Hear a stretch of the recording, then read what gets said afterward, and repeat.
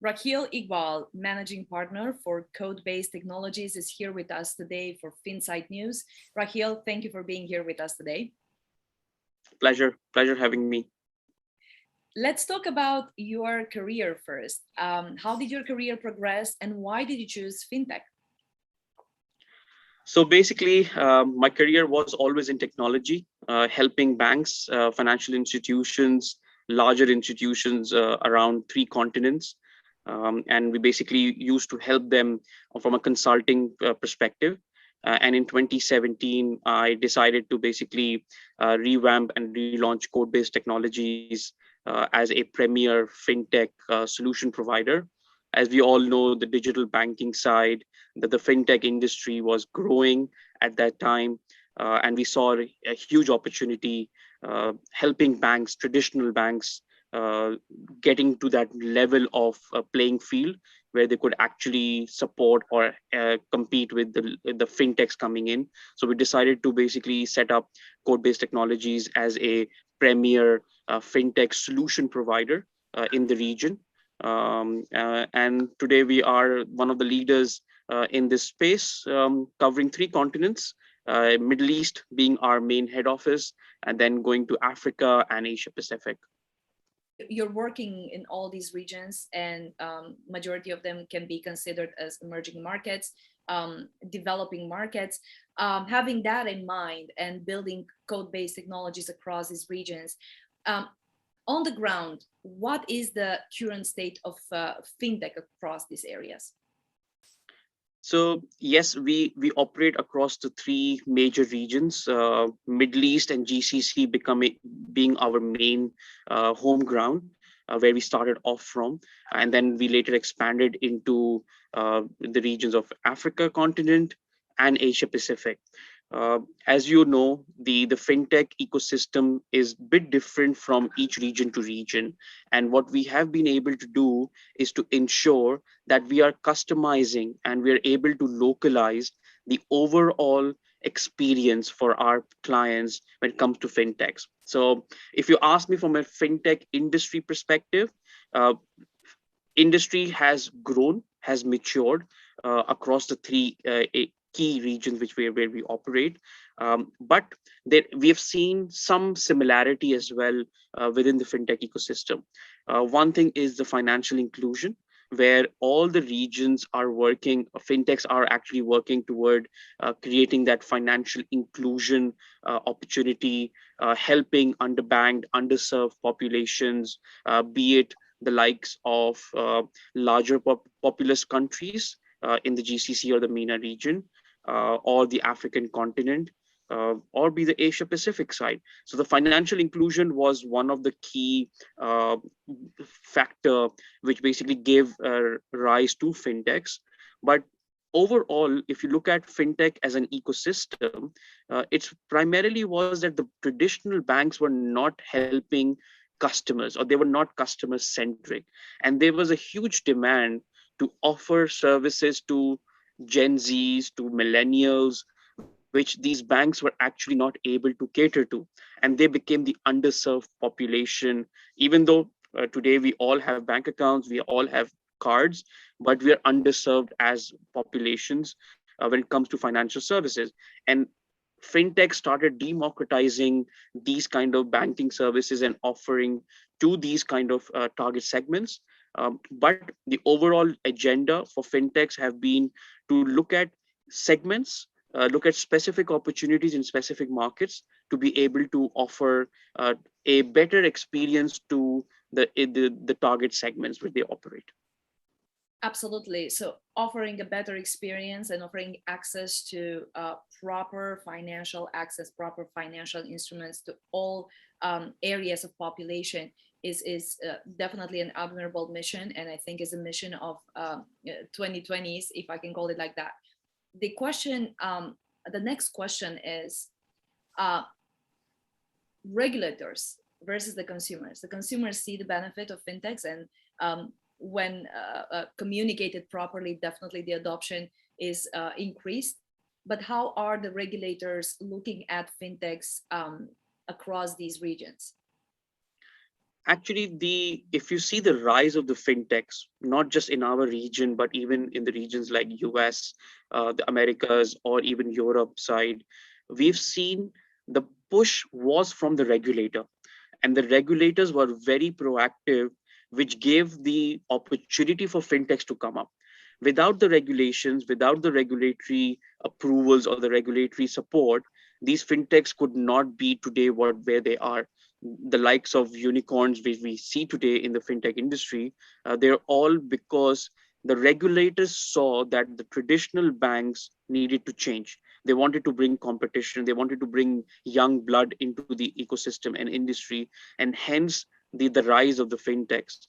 Now, what we see is in the beginning, the fintechs are not regulated, but I feel that the regulators, especially in the MENA region or the African continent or the Asia Pacific region, have learned a lot to be proactive from their counterparts in Europe and the Americas, and they are trying to support this fueling of this growth of the fintechs in the region. Um, so, because without that regulatory support, fintechs would not be able to achieve that mass scale. They may be able to showcase, they may be able to prove a concept, but in order to bring in the real competition, they need regulatory cover, they need regulatory support, and they need rules and regulations so that the customers are protected at the end. It's all about consumer protection. And that's where the regulators have been very proactive, giving them the access to the likes of sandboxing, to the likes of preliminary drafts rules, and giving them the option to do POCs and proof of concepts overall in the live public market, and then giving them the right regulations to actually grow and achieve that scale. So I believe the regulators have been very proactive. We interact with regulators on a daily basis for our clients, and we have seen that the regulators are pushing both the vendors and the banks to say, guys, what are you doing? How would you mitigate those risks? What change are you expecting? So in my personal experience as well, dealing with regional regulators like the Bahrain Central Bank, the UAE Central Bank, Oman Central Bank, the Pakistan Central Bank, and so forth, we have seen a high level of proactiveness from these regulators and full outright support for fintech solutions. So adopting innovation is a must. Regulators understand that. They Fintech they understand today that. they are very proactive. Definitely, they are very proactive, and they are very progressive, and they have been supporting the agenda of innovation to achieve that goal: the financial literacy, the financial inclusion, and the financial underserved population. They want these things to be done. And in my view, and what we've seen as well, is technology allows you to bring in newer processes. It allows you to bring in newer ideas as well as to protect consumers as well. So you can bring in services as well as the governance around it using technology. So having in mind that innovation is the heartbeat of progress and financial inclusion, let's talk a bit about use case studies here. From your experience and let's say MENA region at large, what are some of these services that through the technology and fintechs have been opened up to an underserved population? What are some of the examples for that? So when you talk about fintechs, the first use case, which is the foundational use case to start bringing the digital aspect in any lifestyle banking or any financial services ecosystem or landscape, is the electronic KYC or the digital onboarding element. We've worked with clients across the region, helping them integrate and bring in the new, more slicker, more smooth experiences when it comes to digital onboarding and eKYC, because that gives access to financial institutions to be able to offer their services to mass scale without them coming to their branches. So that's the primary use case, how the regulators, fintechs, as well as the traditional industry came together. Then there's a use case of open banking and open finance. There's a lot of investments happening. There's a lot of work happening in this space as well, where we're able to share data between the traditional institutes as well as the fintechs and the regulators to build newer, more customized, more personalized, I must say, hyper personalized product offerings for customers. Because today, in the day and age of social media and the likes of Google's, the likes of Facebooks and Instagram, every one of us is expecting service at their fingertips. We don't want to wait for 9 a.m., or we don't want to basically be limited to 5 p.m. Of banking. We want everything to be done instantly. We want instant gratification. We want to be avail. We want our money to work for us 24/7. So that's where the use cases come, with how fintechs or traditional institutions using fintech solutions can actually support the customer segments and our behaviors today. And when it comes to a social strata that is less privileged than us being constantly on social media and wanting to have everything at our fingerprint, and I must say Dubai lifestyle, I think, has spoiled us all. um, how is the technology helping those that are underprivileged to have better access or to make money to begin with? So see, if you look at the social media platforms or the access which they have given a common person, right, irrespective of their statuses, irrespective of their wealth statuses, it has democratized access to technology, first of all. And using those base platforms, be it social payments, be it having conversational commerce on WhatsApp, or having commerce on just like the Instagrams or the Shopify's of the world, there has been a lot of um, work being done by the fintechs to bring in the similar experiences on either banking, wealth management, even personal financial management, or literacy, as we say. So there has been a lot of work done. Uh, the influence is of course there. The benchmark has been set higher by the social platforms, and the fintech industry is trying to bring the banking industry to those standards of what their today's customers behaviors are expecting. We are the customers. We expect certain things. We expect certain we have certain expectations from our service providers, and that's what fintechs are trying to basically capitalize on that opportunity to help deliver that experience. Is fintech the response to fix the inequality, the economical inequality across emerging markets? So technology has helped connect regions. It has helped connect institutions, and it helped and reach out to masses. So yes, for example, if you look at in the before 2020, the services which were only available to a select group of customers, today we have democratized them and been made available to majority of the masses, be it the access to investment products, uh, to a limit of say, you can now invest in stock markets with only $100, whereas it was only reserved for people who had a larger sum of money. You were able to onboard customers for investments, or for financial services, or be able to even educate the customers how the money works for them, be it cards, be it a credit limits, or personal finance. It has changed, and it has given access in the common man hand, and the technology is the enabler behind all of this. Okay, so we talked about the impact of technology on the life of consumers of all kind. Now let's talk about these regions that you guys operate on, and let's talk about the opportunities for investors. What are some of these opportunities?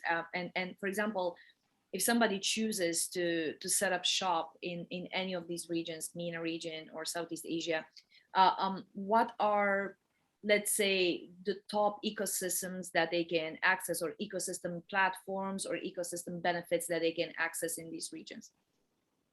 So from an investment perspective, and if you talk about fintech ecosystems, right, uh, there are a lot of opportunities till date. It's still in a very early stage from a maturity perspective. Uh, we have huge population. If you look at from Africa to Asia Pacific, I think we cover most half of the population of the world. So there is a huge uh, area of opportunity for investors to come and service these customers. Uh, and it is today we are looking at artificial intelligence, at the blockchains, and blockchain for the purpose of doing good in terms of helping institutions reduce their cost of operations, helping institutions reach out connectivity, instant connectivity across borders. So that's one.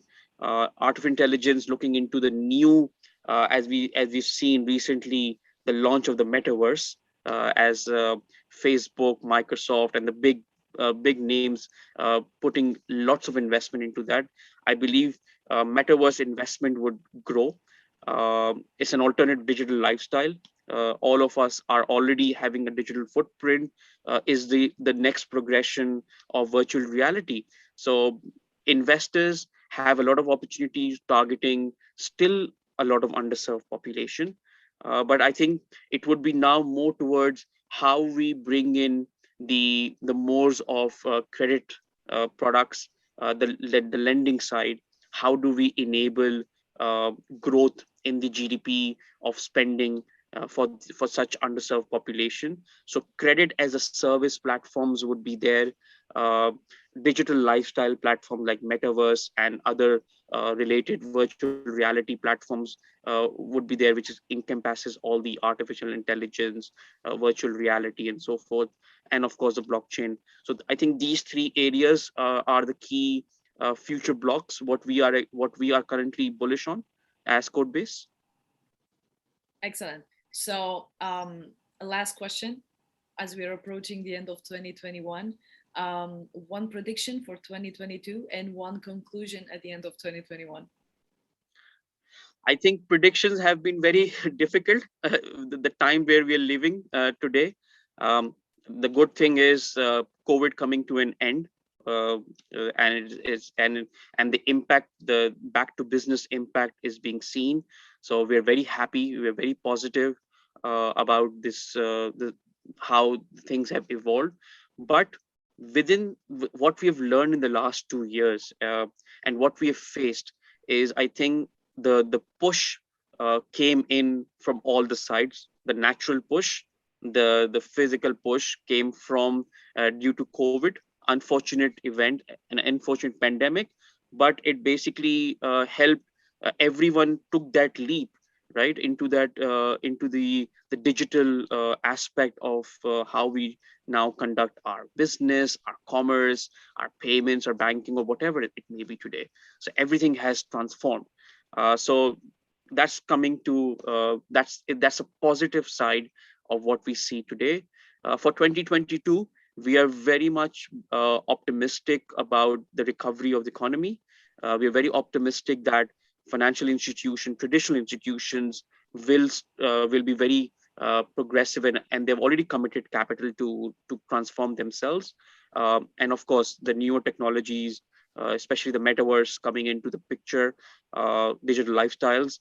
We are very positive on and have a very bullish outlook on these new things.